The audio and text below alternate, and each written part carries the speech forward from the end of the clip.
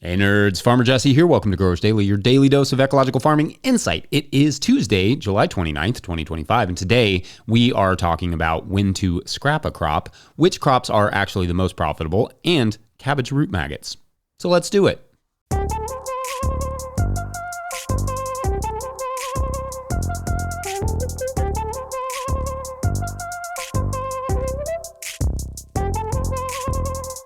All right, everyone, lovely Tuesday to you all. I hope everyone is off to a good start this week. It is still just hotter than all get out here, as it has been for most of the eastern U.S. this week. So I don't have a lot to report on beyond doing some generic garden tasks and sweating a lot. But I am starting to turn my attention to the fall season more and more, both because, well, it's definitely that time of year, but also because it comes whether you're ready or not. So you kind of got to start paying attention to it. The seasons are tricky and unsympathetic like that. The amount of sunlight per day is about to noticeably dive here, and crops will slow down wildly. So although it could be incredibly warm all the way through September, stuff just won't grow as fast. The heat helps, obviously, but it's not the warmth, but the photons that plants are using to help break water molecules apart in photosynthesis. And the photons are not as numerous in the fall. So you may think we call it fall because of the leaves that fall from the trees, but it's actually called the fall because of the way that the sunlight dives or falls. Okay, that's not even remotely true. It's about the leaves, but a nerd can dream. Anyway, as I said yesterday, I'm trying to get caught up on Patreon questions, so we are not more than a month behind on them. I got to say, it is very cool that we get so much support from our Patreon members and get so many great questions. So please make sure to keep adding them to the show thread over there. This one is another really good one that comes to us from Patreon member Holly Cox, who writes, quote, "Hi, Jesse. I just want to know how you decide whether to cut your losses or keep nurturing a crop that has suffered serious pest damage or other major setbacks. I had a big potato beetle problem a few years ago, but despite losing a lot of foliage, was able to harvest a decent crop. On the other hand, a groundhog just ate 50% of my broccoli foliage, so I think it's too stressed to form a crown. Any tips on choosing to pull a crop and plant something else versus nursing it back to health?" End quote. All right, this is a great and very nuanced question here, Holly. And it is also one of the more confounding challenges in running a farm business. If a crop is not going to yield what I need it to yield, at what point is it better to just scrap that crop and then try something else? Well, there are a couple different things to think about here. And there's no perfect one, right answer. I'm sure maybe somebody has come up with a formula, but every crop is a little different. First, I think knowing what you need to make or harvest for a home garden from a crop will, in general, make this a little bit more straightforward. The potato example is a unique one because generally by the time a potato beetle starts in on a crop, it has already created some amount of potatoes. So in the worst case scenario, you get some new potatoes as you kind of described that you could potentially sell at an elevated price just to kind of make up some of that loss. The broccoli one is a little trickier. One factor is how long the broccoli has been in the ground. If you feel like it's not going to get a crown, I would probably just eliminate it. But if it's close to maturity and you do feel like it's gonna flower and turn into a head, then it may be worth keeping it because it is such a long season crop as to you don't want to waste all that. If it is a relatively recent planting or it is decimated beyond repair, like you kind of described, where you are unsure if it's going to yield much, if anything, and you do not feel like you can nurse it to health and protect it from, the various critters, then it is likely worth planting something else. There is no perfect formula to me because it depends on the days to maturity and profitability of a crop and what you need it for and how much that crop needs to earn you or how much you are depending on that crop for your kitchen needs for home gardeners. So that brings us to the second and arguably more important point. You need to make sure to solve the problem for the next crop or the subsequent time you grow that particular crop. The same thing will likely happen. Like the groundhog, how are you dealing with that or how are you going to deal with that before it puts you back into the same position again later? The reality behind gardening on a small scale is that you have to figure out how to make sure everything you plant succeeds as much as possible. Farming and gardening can be overwhelming and you need to get a bunch of things in at once. Not everything gets the attention it needs. But you learn pretty quickly how expensive it can get to set any plant into motion without guaranteeing its success as much as possible. Now, am I perfect at this? No. But especially when this farm was running at full tilt, I couldn't just hope the carrots germinated. They had to germinate. I couldn't just hope the lettuce succeeded. It had to succeed, or we couldn't pay our bills or our employee or ourselves. If I was going to plant anything, I had to be absolutely as certain as I could be that that vegetable was going to make it to fruition, which I'm just now realizing has the word fruit right in there, which is kind of poignant. Fruition, which seems like a completely unnecessary sidebar. But anyway, empty space, failed plants, these are extremely costly in a market garden.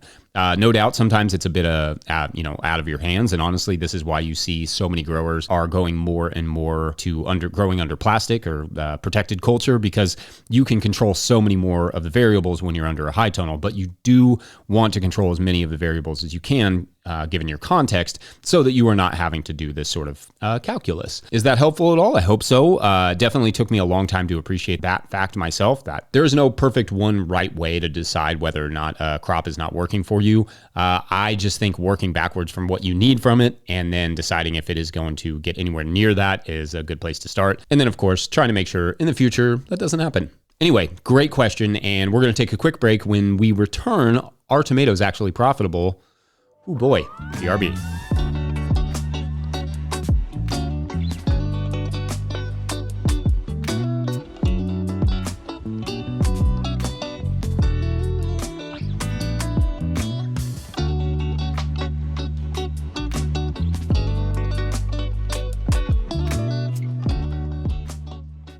Today's episode is brought to you by Farmhand. If you're listening to this, you probably found 5 rare minutes to breathe. But what got pushed back further down the to-do list to make that happen? If it's your CSA newsletter, you're not alone. Farmhand's new newsletter builder was made for busy farmers. It automates weekly emails, drives add-on sales, and makes it easy to keep your customers in the loop without spending hours behind a screen. It launches this summer, but our listeners can request early access now. Visit farmhand.partners/no-till. That's farmhand.partners/no-till. All right, back to the show. If you, the listener, are enjoying this podcast, getting even a small amount of value from it, consider supporting our work over at patreon.com/no-till-growers. I will try to get to questions from everywhere the questions come in, but I will always get to your Patreon questions. Now, today's second Patreon question comes to us from Patreon member Richard Schuler, who writes, quote, "It seems to be a very popular opinion that most profitable crops for market farmers are things like lettuce heads, radishes, carrots, beets, lettuce mix, Hakurei turnips, field tomatoes, and perhaps most importantly, greenhouse tomatoes. I watch a lot of farm videos, and the basis for these crops and their profitability is based on their annual amount of revenue they bring in. Nowhere is the cost of production mentioned. My tomatoes not only require a lot of infrastructure in the form of a hoop house and trellising equipment, but also bi-monthly applications of fertilizer, as well as weekly trimming and moving of the clips. They had to be grafted, started indoors, moved to a transition greenhouse, and cared for since February. It's mid-June, and I haven't sold a tomato yet. However, my basil produces $5 per week for every 2 plants I have, and every time I touch them, it is only to harvest. They require no washing and are light to transport. This is a glaring example, but there are many others. Okra can take any type of abuse and only needs to be attended to when you harvest. Mini cabbage is on no one's profitability list, but it takes only 5 days longer than head lettuce. It requires no washing and could even be sold for 2 weeks. Some of the short season crops that are supposed to be profitable certainly are, but why not longer season crops like winter squash? I only touch them twice, planting and harvest. Broccoli and cauliflower are the same. Profit equals revenue minus cost. What gives? End quote. I love this question, Richard. This is one that I'm surprised hasn't come up earlier. There's a lot here, so I will try and break it up into a couple different topics. Basically, determining if a crop is profitable, and tomatoes are not as profitable as people think. Okay, so let's start with the tomato thing, because that's relatively easy. There is a growing consensus among farmers that tomatoes are not as profitable as they may seem based on the cost they demand at market, for the reasons that you laid out: time and labor and fertility, etc. I remember going to a talk, in fact, maybe a couple years ago, by Liz Grasnek of Happy Hollow Farm at the Oak Conference. And the talk was called "Are Tomatoes Worth It? Evaluating Profitability in High Tunnels, Crop by Crop." And in fact, I didn't realize this when I started on the segment, but the whole talk is online, and I will link it in the show notes because it's great and Liz is awesome, especially when it comes to farm business stuff. So anyway, the way that Liz kind of recommends going about understanding if a crop is profitable, and in particular tomatoes, is she takes the total square footage that crop takes up times the net price you will get for that crop divided by the number of weeks that crop will be in the ground. And that will give you the price you will make per week that crop is in the ground. Again, that is the total square footage that crop takes up times the net price you will get for that crop divided by the number of weeks that crop will be in the ground. Now, you might see something like heirloom tomatoes that can make $5 or more a pound as a more really high profit crop. But once you start subtracting all of the costs like grafts and fertilizer and all that stuff, getting closer to your net price, and you can factor in the 6 or 10 weeks or whatever it takes for that to get to production in the ground without producing anything, then you realize tomatoes do not make nearly as much money as, say, basil, to use your example. or lettuce, or a lot of other crops. In fact, I think Liz's formula is a really great way to determine the profitability of any crop. And she kind of, in that video, lays out exactly how to do that. The other way to do it, the other way to kind of determine, the profitability of a crop or the profitability of a bed is what we've kind of always done, which is more or less charge rent to our crops. Basically, we figure out what all of our costs for all of our crops are going to be for the season and divide that by the number of beds we have. So if the season is going to cost, well, I don't know, arbitrarily like $50,000 in seed and compost and seasonal employee labor, etc., plus you want to earn like $50,000 for yourself, take home pay for the work you do, and you have, let's say, 100 beds total, that is $100,000 divided by 100 beds, conveniently, which means each bed must earn you a minimum of $1,000 per year. Does that make sense? So if each bed is going to pay its rent and the rent is $100,000, that's $1,000 per bed. That can mean that every bed has to earn that on average, like you could spread it out a little bit, but it really should be every bed has to earn that, period. Each bed has to pay its rent. So if you want to grow longer season crop that does not fetch much at market, such as potatoes, which may arbitrarily not make you more than, I don't know, like $400 per bed per crop, depending on how long and wide your beds are, then you need to follow it with a crop that will earn you that other $600 or you will come up under budget. Now, sure, your high tunnels will pay significantly more in rent than your other beds, which gives you some room to play with in the field to try new crops or just grow some more caloric crops like potatoes or sweet potatoes or popcorn or whatever. I don't know if popcorn's particularly caloric, but it's delicious. Anyway, those sorts of slower season crops like winter squash that you mentioned that you just kind of want to grow or that don't take you a lot of work, it can be a little bit of a slippery slope though. So we still try to make sure every bed meets its rent, and then the high tunnel was just an overachiever. So if you wanted to grow, say, winter squash using this sort of calculus, that's fine, but what are you going to put there before or afterwards that helps cover the costs? Or during, right? You could do interplants, not necessarily with winter squash, but with other crops, or maybe in the case of a milpa with winter squash. I just don't know 100% that would make up your, $600 loss per bed. Anyway, perhaps a method more like Liz's where you are just looking at each individual crop and asking, hey crop, do you make enough money? I think that's going to make more sense in certain contexts. I do recommend watching that whole talk that Liz gave, though. And again, I'll link that in the show notes because you will find that tomatoes are not super high up there on the profitability list, at least according to Liz's calculations. That will, of course, depend on your markets, too, and your production methods. If you can charge $8 per pound versus $4 per pound for an heirloom tomato, well, the calculus definitely changes in that scenario because your net price will go up considerably. I also think this sort of math is just generally important because if you are wanting to earn, say, $100,000 a year take home, you start to see how difficult something like that is on, 50 or even 100 beds, especially because your costs go up with more volume and more help. You also begin to see that certain crops like tomatoes don't earn what they seem like they earn because once you subtract all those costs, it's not a lot of money left over. In fact, you may see that a lot of farmers are trying to find less intensive ways to grow tomatoes, some even not pruning them or stopping pruning them in their tunnels and getting what they get. The labor, pruning, and trellising really just starts to add up. Basil and other herbs can be highly profitable if you can move them, like sell them. Lettuce and short season cabbages like Napa are really great for the amount of revenue they bring in compared to the amount of time they are in the ground and amount of space that they take up. Radishes are a no-brainer at 30 days to maturity as long as you can sell them. I find that we sell radishes really well, really early, and then there's a break because everybody has radishes, and then coming back in the summer, you can sell a lot of radishes again. Turnips are a little less so on the profitability range only because they take a little bit longer to mature and are harder to sell. Like, I don't know, we don't have a huge Hakurai turnip market here.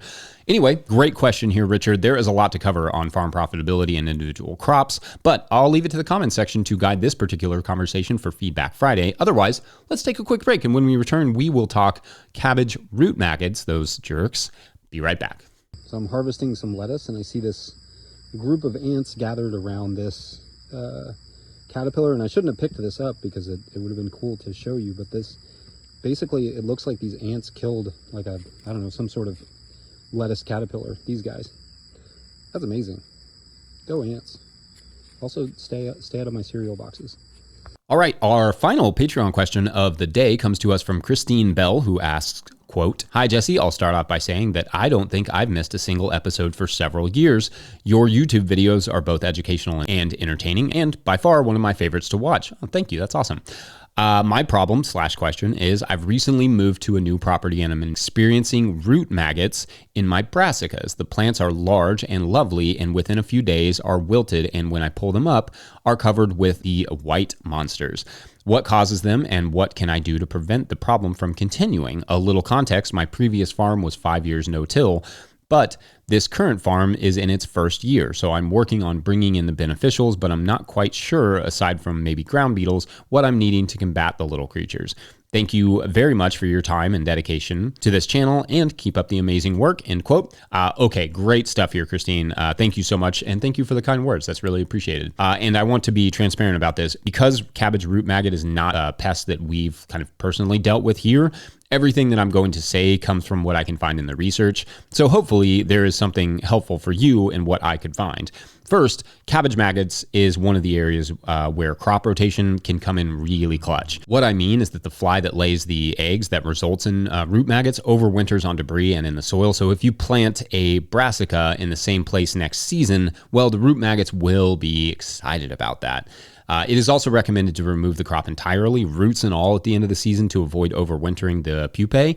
Rotating the susceptible crops away from those areas will be essential, but it is also recommended that you plant those brassica crops a little later to skip the primary season of the cabbage maggots. Indeed, research suggests that plants are most vulnerable to infection from 2 weeks on, like after emergence when direct seeding. So once they kind of break through the cotyledons and start to get some more mature leaves. Next, exclusion netting, insect netting, or early on in the season, you could use something like row cover before it gets too hot. And you don't want that when it's getting too hot outside because it'll melt your plants. That sort of stuff will help to keep the flies from having access to your young plants, which, like I said, it seems that they prefer brassicas after they have begun to mature and with like 5 or 6 true leaves. Of course, if you planted a brassica in that same area the year before, then insect netting will only trap them inside and you will worsen the problem. So again, rotate. And the biggest thing always with pests is simply that the soil quality will always help tremendously. So that should change as you grow into this new garden space. And as you keep working on it, the soil will eventually do a lot of the defending for you, as will that work you do on the beneficials you mentioned. Bring in as many flowers as you can. Mulch helps, all those things. This is definitely one of those examples where when people talk about not rotating crops, I get a little nervous, because even if you did not have a terrible or noticeable incidence of cabbage maggots, for instance, the year before, the next year you could end up being overrun. So yeah, don't get cocky, friends. Just rotate them crops. All right, we're going to call it a Tuesday. Don't forget, No Till Growers is now officially a nonprofit 501c3, so donations are tax deductible and greatly appreciated. Please make sure to like and subscribe and or follow wherever you're getting this podcast. That's an easy way to help us out. An enormous thank you to all of our show sponsors. And if you'd ever like to sponsor this show, you can reach out to Farmer Michelle at notillgrowers.com. Tell her I said hi. Huge shouts to Willie Breeding for the theme music, Mike Hilbert for the production help and editing, and the team at No Till Growers. Also shouts to Epidemic Sound for the background music that you can hear. Blue sky come. Pick up a hat or a copy of my book, The Living Soil Handbook, at notillgrowers.com to support our work. Big thank you to everyone over at patreon.com/notillgrowers, where at a certain level, or if you just bump up from one level to another, or you sign up in the month of July, you get a shout out on the show. So big shout outs today to Sharon. Oh, did we land another Sharon? Nice. And Brenton Walters. All right, story time. Let's go. So this week's story is about a family who they moved to like a small town in Pennsylvania. Sure. And they start to garden with really only one goal in mind: pizza farm. Now, obviously no one grows pizza, at least not yet, though obviously that would make this a little bit easier. But rather, they want to start a farm that grows the peppers and the onions and the mushrooms and the tomatoes and the herbs and the spices, all the wheat that they need for the dough, even raise the cattle for the cheese. It's a huge, ambitious idea. Then they would build like a small wood-fired pizza stand on the side of, like in front of their house, and just sell pizza freshly fired at the farmer's market as well, and then out of the roadside stand every week. So it's a whole ambitious thing, and they had it all mapped out. But then after 2 years of getting the farm up and running and getting all the infrastructure in place, including an impressive like brick pizza oven thing, plus they put their sign out on the road, and a lovely like wooden sign with the words Pizza Farm boldly etched on it, and like a little pizza growing out of the ground. You'd love it. Anyway, after all that work, something happens. The new neighbors, they'd noticed, and they'd kind of chatted with a little bit. Some new neighbors bought the farm across the street, and they just moved in let's say 6 months earlier. And almost the exact same time that Pizza Farm puts their sign out, clear as day, the neighbors put a sign out right across the street that says Burger Farm. and the battle begins. That is for tomorrow on the Food Farmers, or Food Fight. The Food Fight of the Food... Nope. Well, you can just pick one. Thanks for watching and or listening. We'll see you then. Bye.